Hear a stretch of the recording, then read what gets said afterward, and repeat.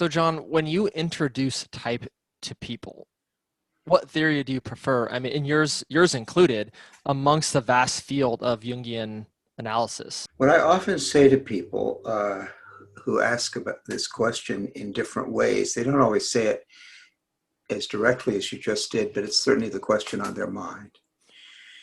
As I say, well, the biggest thing I've learned from psychology is how different we all are. And yet, of course, we're all human. That's basic to me too. But very few people admit how much we dislike each other at first sight. How nasty people are, how mean they are, how snarky. That was not talked about by philosophers. It was all Platonic ideals of perfecting oneself and getting the higher mind and so forth.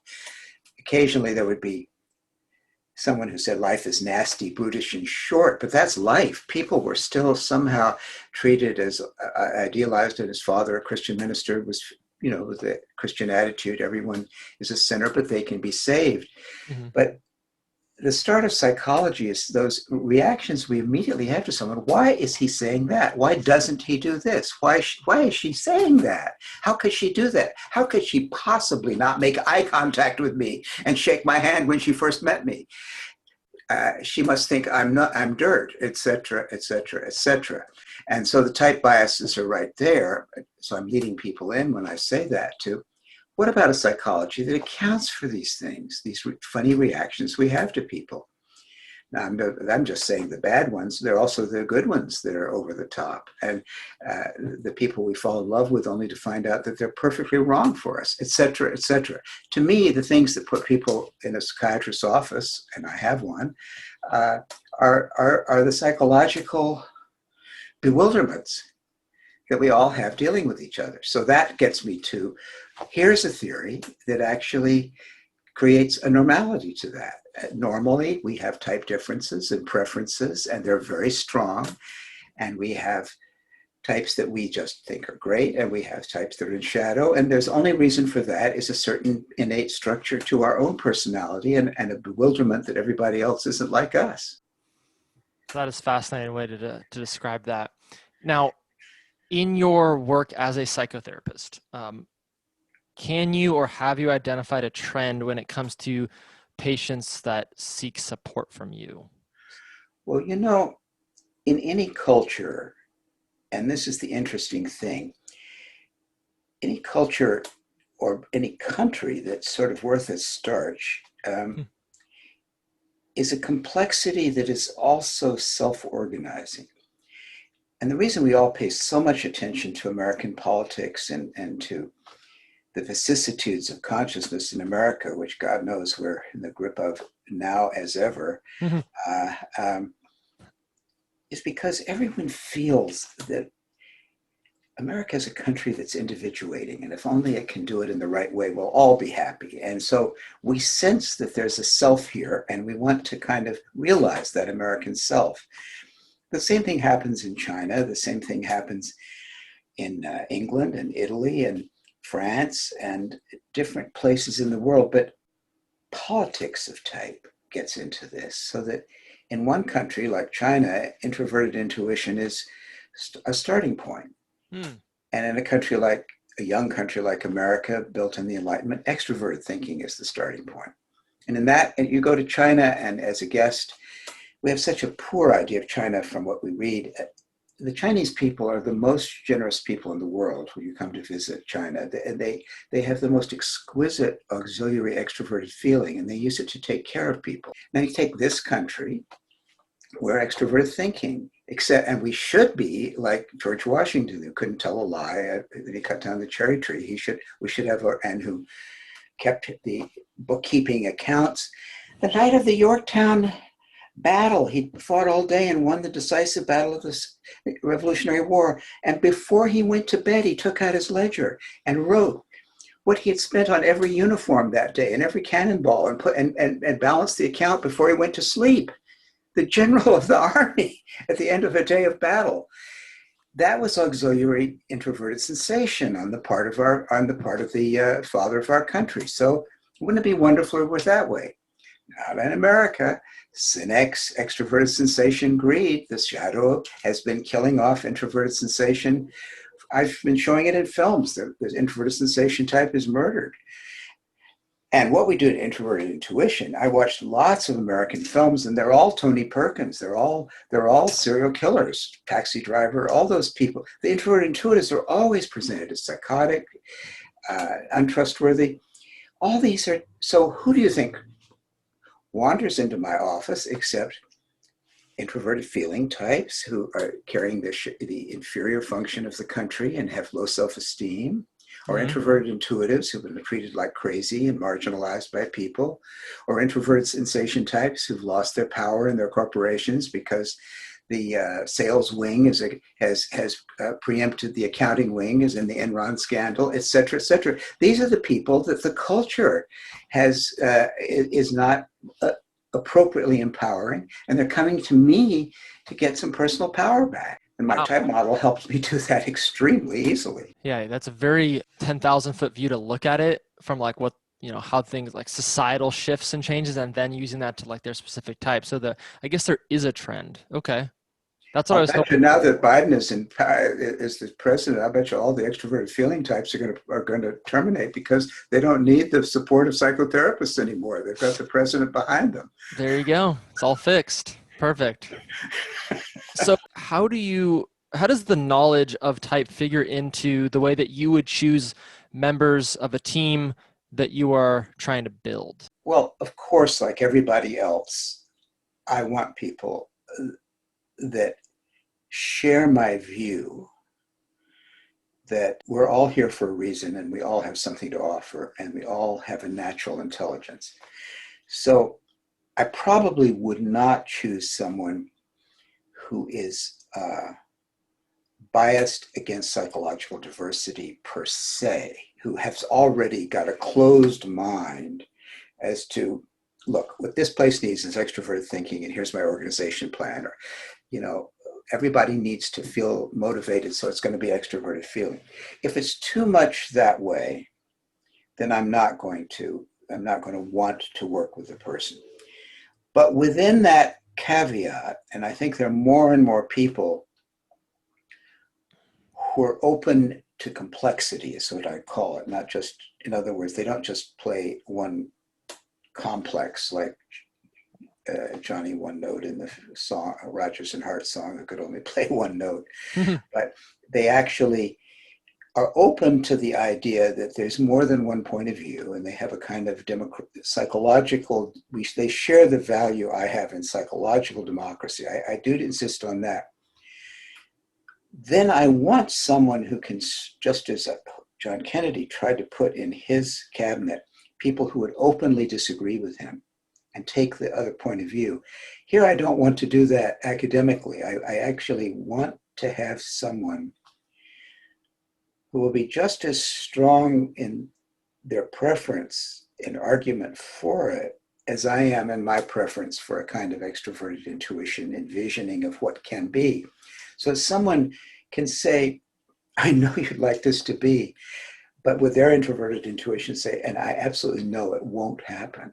Or I want someone to tell me we can't afford it, or you can do that if you can come up with $1 million, which people have done, and I've come up with $1 million as a development chair. In other words, it can be done, but they have to be clear with me about what the limiting individual complex is, and I can't do that with just my dominant, idealistic, extroverted intuition.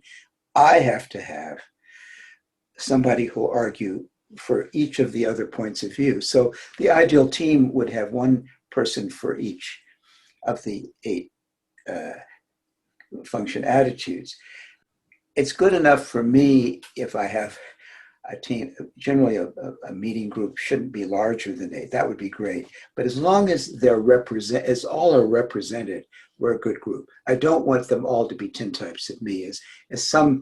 I've met so many evaluative committees, and of course, introverted feeling loves to judge and appraise and establish the values, so that they might all be introverted feeling types. And that's terrible. And a psychotherapy training center, that where the extroverted feeling types are treated as superficial people who don't go deep enough, especially in an analytic institute. And so it's very important that committees in organizations like mine, cabinets, I think, everyone have this diversity of dominants and auxiliaries if possible. Excellent.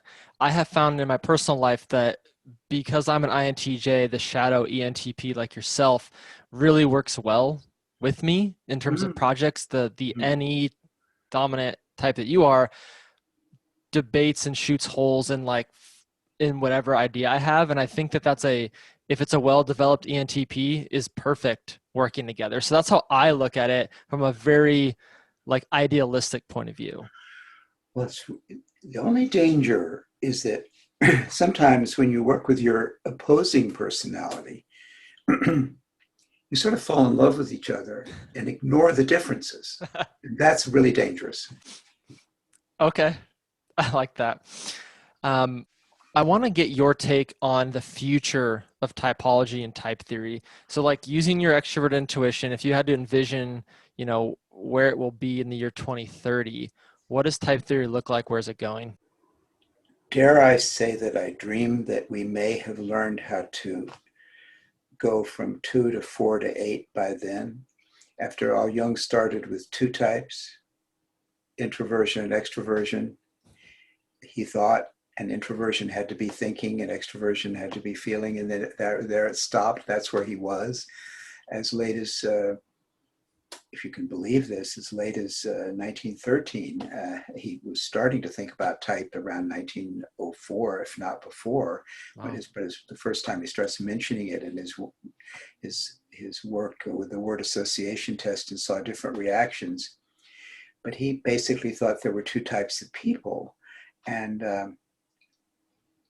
many people have thought that. Then gradually, after a lot more connection to all the diversity within himself that he was able to find by a prolonged period of looking inside after he'd had such a face-off with Freud, he realized he had to look harder at himself, and he did, and he found such a diversity within himself that gradually he began to realize that not only were there these 2 attitudes, introversion, extroversion, but there were 4 functions and not just 2, and that functions were not the same as attitudes. And so finally, he was able to speak of, and he says it in his writings, 8 function types, he called them. And today we say 8 function attitudes. But even he himself kept talking over and over about as if there were 4, and the 4 was his magic number. And so I'm asking us to go all the way, and I've been successful and joined by a lot of other people in taking 8 function attitudes seriously. There's just lots of people. I could name Leona Haas right off the bat, and Mark Hunziker, and Bob McAlpin, and so many people, Vicky Jo Varner right now, the dear man who created Function Attitudes as a title, who my senior moment is forcing me to forget who would I be talking about, Dick Thompson, and obviously Dario Nardi, who brought us together, and right. Now Linda Behrens, of course, and that's not doing justice to all the people. Lenore Thompson, so many people, Angela Spotto, so many people who've seen the wisdom of an 8 function, and even when I add to that 8 archetype model, to be able to see the typology as a complexity rather than a license plate, which you get when you do the MBTI and you only have the first 2 functions. Perhaps if the indicator is correct, and it's not always correct for all the reasons we know, there's a paper and pencil test, and it has to do with the state of mind in which the person took the test, or the indicator. It's really an indicator on that day, and it's just to get basically a dominant and an auxiliary. Hopefully we can fill it all out and realize that we're complexities, and each of us can look at the octagon house they live in we're so close that and we have so much urgency in the world and in the nation and in international politics to Mm-hmm. work out the understanding that Isabel Briggs Myers developed the MBTI at the worst moment, started at the worst moment of World War II when it looked like Hitler was actually going to win. She was trying to build understanding. Well, we're so close now. If everyone can just, whatever other apparatus they have, cell phone in hand, or hold up the mirror to their own nature and see themselves as an 8-function, 8-archetype complexity by the year 2030, I'll live to see it. It's worth waiting for. Oh yeah.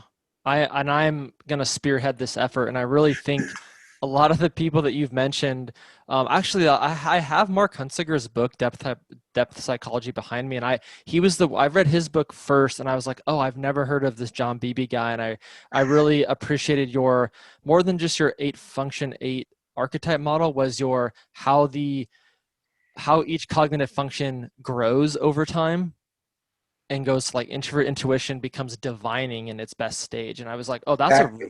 that's a really good way to think about That it. there's an individuation of along the line. They're parallel lines of development. This is an idea that the Freudians used about child development and the development of consciousness. They're parallel lines. And so each of the functions has its own trajectory. Like mine starts with being entertaining. That's a deliberate pun. I try to be as entertaining as possible as a lecturer, and I also like to get people to entertain ideas, and all those books you see. I like to entertain ideas, Mm-hmm. and then it moves perhaps unexpectedly, but for me inevitably toward envisioning, because then I can begin to envision. You heard me envisioning just now, Yeah. but that's not the payoff for me. That's wonderful. It gives me pleasure, and it's something I need to do. It makes me happy. That's fine.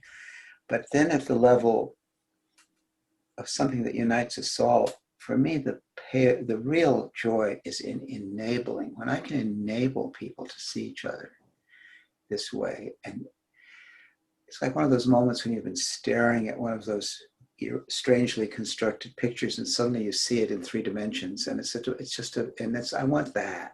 I want to enable people to see the wonder of each other. If I can get us closer to that, I'll be a happy man. Okay.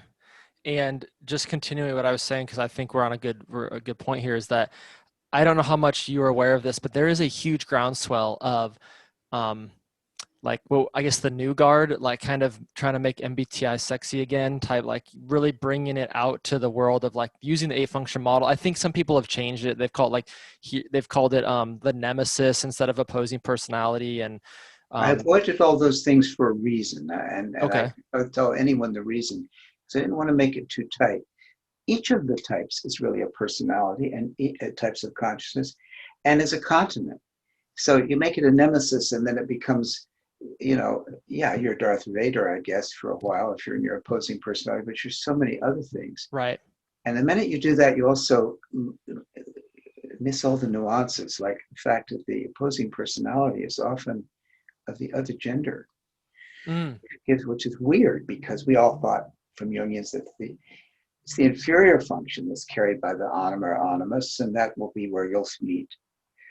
But there's a second one, which is the shadow of your dominant, and often is a member of the opposite gender. And so it shows up in your dreams. And wow. yeah. And it really does. I mean, it really, really, really does. I once had an introverted thinking type colleague who was busy telling other people how to do and what they should be doing, and how would often come and tell people in a very aggressive way using extroverted thinking, that person's opposing personality, especially that what they should put their energy in, what they should be reading, what they should be writing, and would say this in a very aggressive way. So we all notice this about the person. We all notice each other's shadows, and everybody notices ours, and we talk about them behind closed doors, but not Yeah. so closed because everybody says it to everybody. So a friend of mine had really taken offense when he was told, you really should be reading this, and so forth and so on. And it would be really good if you would do this. And so the person had a dream. And the dream was that person was coming to town. He said, oh, he's coming to town again. And I hope he doesn't bring that horrible woman. Well, that horrible woman was the other person's opposing personality. Right. That person didn't know the type theory, wasn't in touch with my model at that time, but that person saw the same thing I had seen in my own dreams, that my opposing personality was, yes, a horrible woman. The reason I'm telling this story about someone else is that I had some of those problems myself. And there it was. And I had to, that's not my anima. That's my opposing personality. That didn't connect me to my depths. That was how I defended myself and also exasperated other people. And it's feminine. Now, if people could get, that's the thing that so if you turn it into nemesis, you've lost all the starch of the model. So I used opposing personality because first of all, we hardly know it. So let's give it some weight. And second, its major thrust is to be oppositional. Now, I can do it in a variety of ways. You can be seductive, you can be avoidant, you can be paranoid, or you can be passive aggressive. All those things go with the opposing personality, but someone else finds it oppositional and annoying. And it's your defense. Now that's useful, but nemesis. You mean my inner Darth Vader? Well, that's too simple. It is. And I see that once you start to define these things where it's like, why does NE upset my NI? It's like because instead of distilling down everything, it's branching out into everything. It's like, no, you're getting out of control. So once you start to define these things, at least in my life, things become, you finally put the glasses on and you've been viewing life through standard definition, and then all of a sudden you have 4K. And it's like, what have I been doing before I saw life this way? But to be fair, the people who use the word nemesis, and I always do like to be fair, are getting, obviously, the person who said, oh, here comes that guy, and I hope he doesn't bring that, he's also talking about his nemesis. So that person was seeing the nemesis in the other person. And so so it's not wrong. It's just that I'm trying to hold on to complexity. And for it to go somewhere. And I don't want a label that fixes it in place. I want it to move. I want it to breathe. And when I say opposing personality, there's a continent there. And I've realized recently that I talk in my work about a one function opposing personality, the shadow, the attitudinal shadow of the dominant function. In other words, in John Beebe, extroverted intuition, the opposing personality, which came up in my dreams as a rather angry Barbara Streisand, was introverted intuition. Now, that's fine. It was a great discovery. But lately I've been thinking about, and I don't know how I'll change the language, but what about a two-function opposing personality, where not only on the dominant function, you're using too much of its attitudinal shadow. In other words, as a young man, I overused introverted intuition, as a matter of fact. Brought me to Jung, but it also made me quite passive aggressive in the way I would use introversion as a defense. But I've known people who have also the opposing attitude on their auxiliary function at the same time. So the term opposing personality, we could say a two-function opposing personality. Someone like that, their true face is obscured. It's almost like that horrible moment in the movie Alien, where the alien covers the person's face. The person's face is covered by a defense that makes them horrible and doesn't let them show their true face. Well, that's more than just the dominant function that's opposed. It's also the auxiliary. So they not only put other people off, but they don't even, when they try to take care of other people, there's a synexia or witchy quality. And so now you have two. So the job of therapy is to get that alien off the person's face. Now that's serious. And I suppose if you had a 3 or a 4 function opposing personality, we're headed for prison or the mental hospital or all the other things. So it seems to me that if we use language that lets the model breathe, we realize that the things are not just stuck in one place, but they could be, and it really opens up what therapy is about. That's a great way to end this. And I want to show my audience one more time the book. I know this isn't your, I think you wrote Integrity in Depth, but this is the book that kind of, I think if you're kind of along the path and you've understand typology, this would be like the PhD level course as I kind of describe it to my clients, but it's Energies and Patterns in Psychological Type, The Reservoir of Consciousness by Dr. John Beebe. I'll be happy to sign the diploma of anyone who's read it. Okay, perfect. I appreciate the time. I am going to put all the ways that people can find you, and we can talk about that later, but I'll put in the comments so that people can find your books and your website or any lectures that you want me to include. But I appreciate your time this morning, John. And Joe, thank you for such a lovely interview. You got it. My pleasure.